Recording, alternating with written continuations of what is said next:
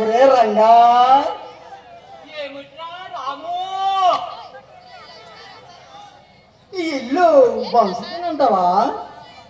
వంశీదనే కదరా మనం ఎత్తుక్కుంటూ వచ్చాము.